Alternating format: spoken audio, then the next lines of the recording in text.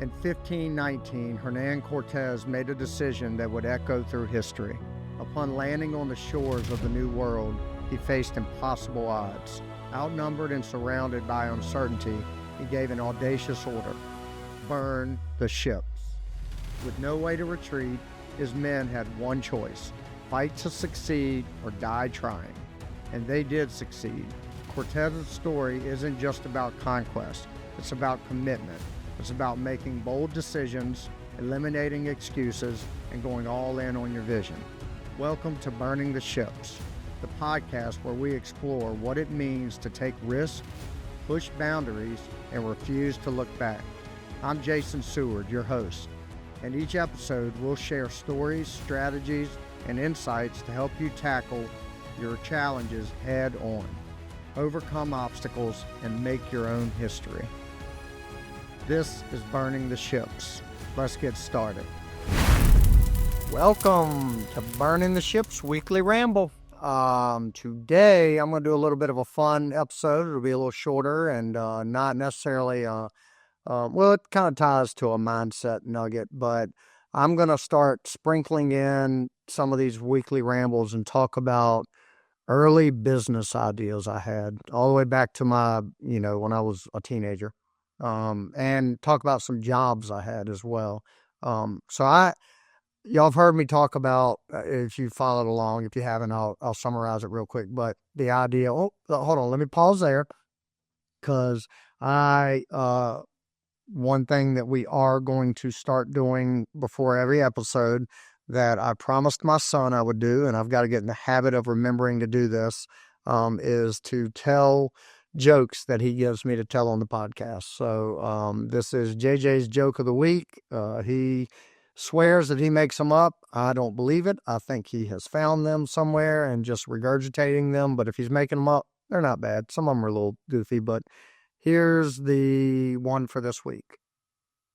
What do you call a fish wearing a bow tie? Sophisticated. That's JJ's joke of the week. Now, moving on.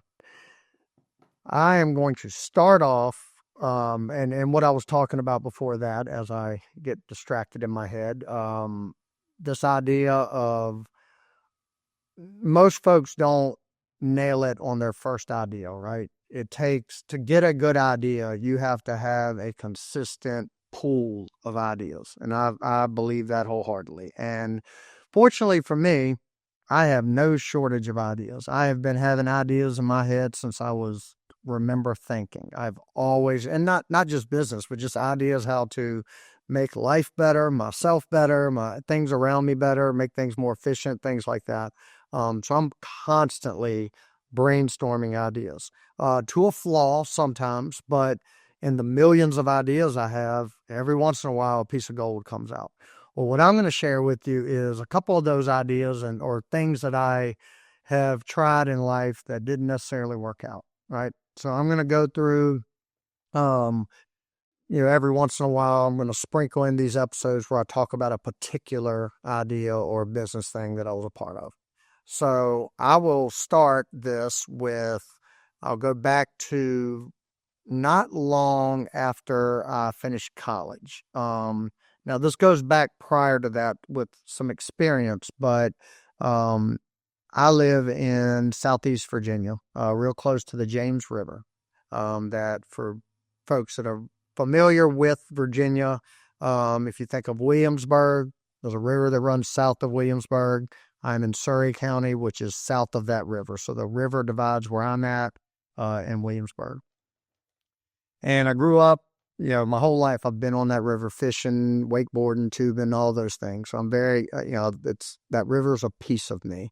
So growing up, what my best friend, Jake Mintz, his father, Buzz, he worked a corporate career, but he also had a waterman's license. So he had, as we got a little bit older and became teenagers, he had a commercial fisherman license where he would run crab pots, catch crabs commercially, sell them to different, he had a variety of places he would sell them and make money off that. That was something he did as a supplement. Don't think he, I think he was doing it more so because he enjoyed doing it and being on the water, and that gave him a way to do it and, uh, you know, pay for some things. So, but like I mentioned, he worked full time. So there was a period right when I finished, and Jake and I, and my brother also, who was a little bit younger, helped him throughout the years in this business. We would go along, help him pull crab pots, sort crabs,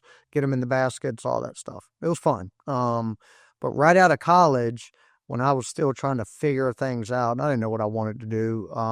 But I, for a period of time, for one whole summer actually, or spring into the fall, so almost a full, it was a full crabbing season here.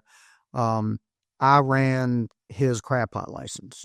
So what that means is, anybody that has a commercial waterman license, they can assign someone to basically run the license, or have the license in their name essentially, for a year or whatever the case may be. So he put me on that license, and I had the authority with that to go out, put out crab pots, fish them every day, catch the crabs, and sell the crabs commercially. So I started doing that. I would get up 5, 6 days a week. At that time you couldn't crab on Sunday. So typically I was out there 5 or 6 days a week. I'd get up at 4 o'clock in the morning. Where I lived at the time was literally, it was a hill that goes down to the marina, and I could hop in the boat and go every morning.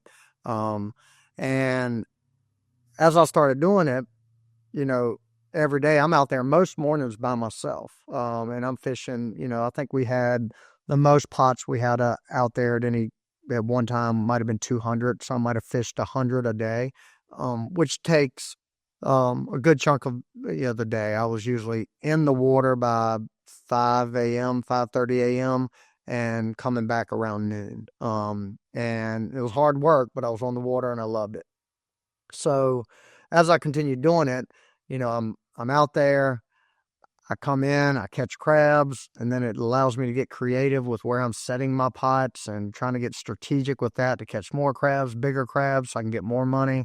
And and to his credit, Buzz allowed me to have full authority with it all. Only thing I had to really pay him from that was the expenses of whatever the expenses of the pots were, and the maintenance on that, and boat expenses, stuff like that, which wasn't too terribly bad. He was being very generous to me, so he didn't really make me pay for but so much of that stuff.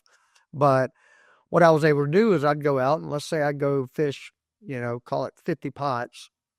I might catch 8 bushels of crabs, 6 bushels of crabs. And depending on the market and the time of the year and the demand and supply and all that stuff, I might be able to take those crabs and sell them to a local wholesaler, somebody that was doing it at a bigger scale, and then he was moving them to like retail buyers, restaurants and stuff like that.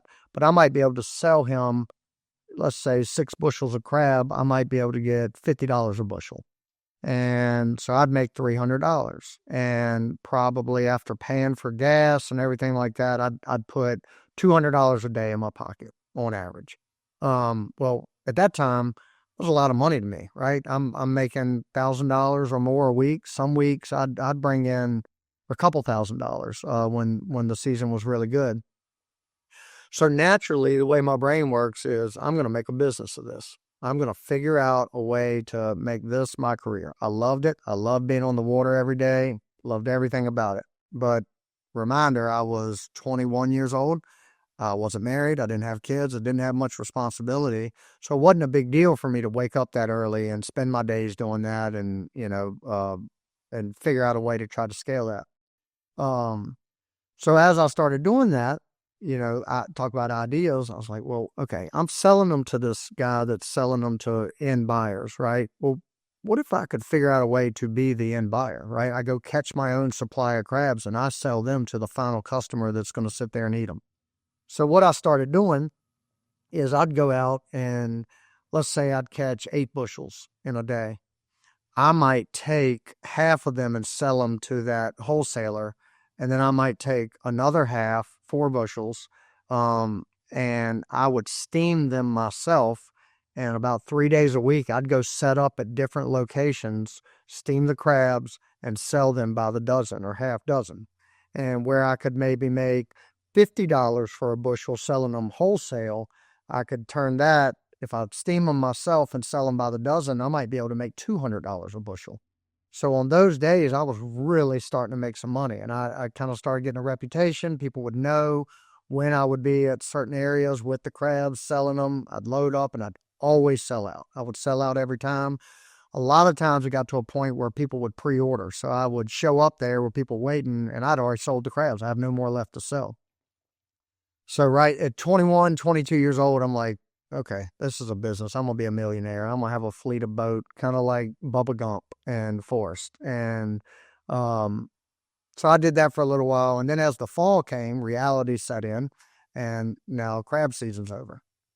My naive, short-term thinking brain at the time didn't think past that, right? Okay, so now I've done this full time for, say, 5 or 6 months, made a lot of money during that time. I have no plan beyond that, no plan. So right after that, I did that, and that landed me at Dominion Power pretty much immediately after that one crabbing season I did.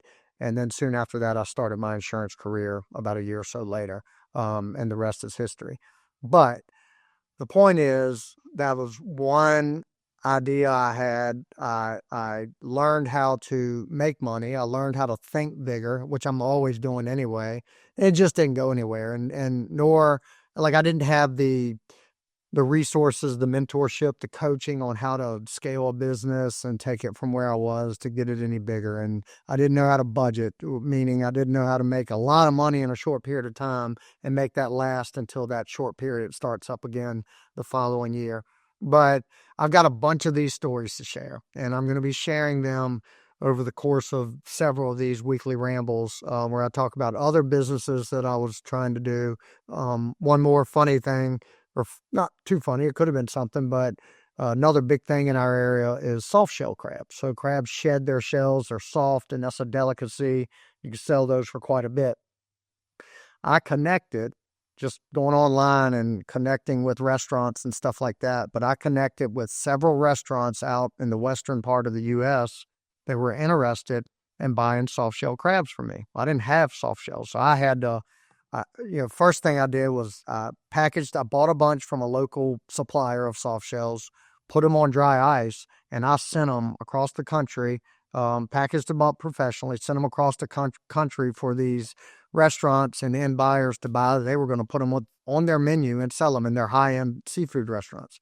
So my networking ability and sales ability got me those meetings and conversations, got me to a point where I was sending them kind of test runs, and 2 restaurants were very interested moving forward. Well, do you think I had a plan to do anything else with that? Absolutely not. So at, again, 21 years old, what do? I freak out. I'm like, I don't, now they're ready to actually do business and sign a contract with me to supply them with soft shell crabs, and I hadn't thought it through to that point. So had I had good coaching and mentoring and really known how to structure that, I could have made that into something, but I dropped the ball at that point.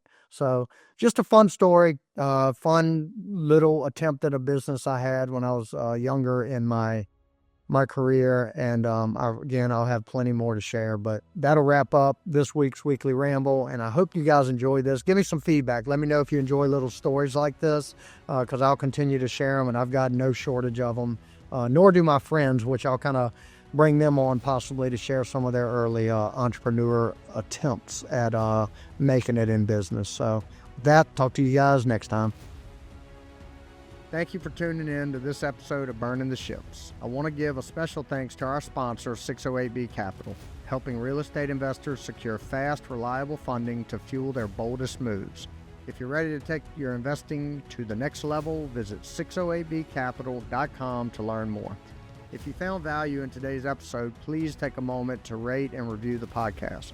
Your feedback not only helps us improve, but it also helps us reach more people who are ready to burn the ships and commit fully to their goals. And don't forget to share the episode with someone who needs that extra push to take bold action. I'll leave you with this. Burning the ships isn't just about removing the option to retreat. It's about unlocking the courage to charge forward. No matter the odds, the past is behind you and the future is yours to conquer.